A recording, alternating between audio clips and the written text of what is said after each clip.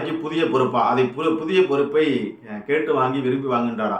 அதாவது மிக துல்லியமாக காய் நகர்த்தி இங்கிட்டு ஒரு பக்கம் நான் நிற்க மாட்டேன்னு அண்ணாமலை ஓடுகின்றார், டிடிவி நான் எலெக்ஷனில் நிற்க மாட்டேன், சரத்குமார் நான் எலெக்ஷனில் நிற்க மாட்டேன் அப்படிங்கிறது எல்லாருமே ஒரு பயத்திலே இருந்துட்டு எல்லாரும் ஒரு தலைவன் முன்னாடி நான் நிற்கிறேன் எலெக்ஷனில் நின்று வந்தால் தான் அந்த கட்சிக்கு வந்து ஒரு பலமான கூட்டணியாக இருக்கும்.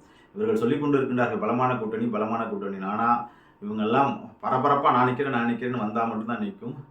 இன்னும் சொல்லுகின்றேன், இந்த கூட்டணி அமைத்து விட்டீர்கள், ஆனால் இந்த கூட்டணி விஸ்வரூபோட கூட்டணியா வெற்றி பெற கூட்டணியாங்கிறது அண்ணாமலையை முதன்மைப்படுத்த வேண்டியதான். இப்போது வந்து அவ்வளோ பெரிய பதவி கொண்டு போய் ஒரு மாவட்டத்துக்குள்ள அழைக்க போனீங்க. அதுக்கப்புறம் இப்போ சக்தி கேந்திரா சமாதானம், அதாவது கேசவநாயகம் இவங்கெல்லாம் வந்து பஞ்சாயத்து பண்ணி அவங்களுக்குள்ள கருத்து வேறுபாடுகள் எல்லாத்தையும் பேசி எல்லாத்தையும் சரி பண்ணி சக்தி கேந்திராவுக்கு புதிய பொறுப்பு கொடுத்து எப்படியாச்சும் அண்ணாமலை திருப்பி கொண்டு வர முடியுமான்னு சொல்கிறேன்.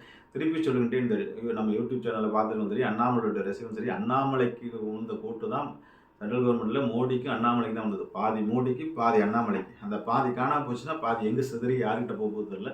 அந்த இளமையான ஓட்டெல்லாம் விஜய்க்கு போய் நிற்கிற இளைஞர்கள் எல்லாருமே அண்ணாமலை பக்கம் தெரிந்து எவ்வளோ இளைஞர்கள் எவ்வளோ பேர் அண்ணாமலை பிஜேபி அந்த திருநாகரசருக்கு ஒரு காலத்தில் எப்படி இருந்துச்சோ அவர் அதை தக்க வச்சுக்கல. அதுக்கப்புறம் ஒரு 2வது எழுச்சி 3வது எழுச்சி பயங்கரமான எழுச்சி அப்படிங்கிறது வந்து அண்ணாமலைக்கு தான் வந்துச்சு.